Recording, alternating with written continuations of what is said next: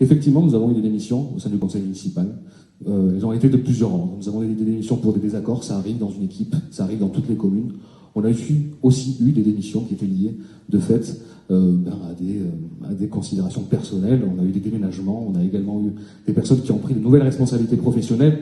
Ce type de démission, ça représente 4 élus. Vous remarquerez que nous sommes 18 aujourd'hui, il en fallait 19. Comme quoi un mandat, ça se tient à rien. En l'occurrence, je tiens aussi à préciser devant vous ce soir que la commune aurait pu fonctionner. Nous avions un conseil municipal qui était représentatif, toujours représentatif des élections qui s'étaient tenues en 2020. Nous avions une majorité de 18 élus, la majorité étant de 14. Nous avions une opposition qui était toujours là et qui représentait ceux qui avaient voté pour eux à l'époque.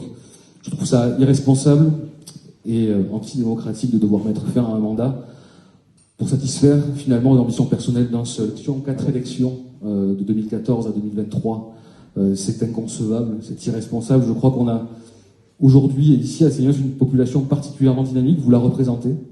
On a des projets qui se portent, on a une population qui porte des projets, qui avance, qui a envie d'avancer. Et malheureusement, il se trouve que depuis 2014, et finalement sur la responsabilité d'un seul, on se retrouve à devoir voter tous les 3 ans. Et malheureusement, je ne pense pas que ce soit comme ça qu'une commune doit fonctionner. Tous les 3 ans, mais pourquoi je dis ça? En 2014, Lionel Candelaine a été élu. En 2015, il y a eu des nouvelles élections. Pourquoi? Parce qu'il avait perdu sa majorité au sein de son conseil municipal, et que de fait, il a fait, à l'époque, démissionner les conseillers qui lui étaient restés fidèles pour pouvoir réaliser de nouvelles élections et être réélu. En tout cas, c'est ce qui s'était passé à l'époque. En 2020, on a cette élection que l'on a gagnée, je crois, à la loyale.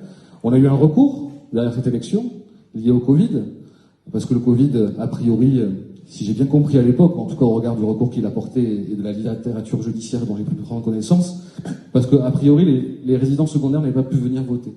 Donc c'est pour ça que finalement le vote ne représentait pas le bon vouloir des Séniocais. Je pense que c'est un peu court. Et désormais, en 2023, on a à nouveau cette démission pour de nouvelles élections.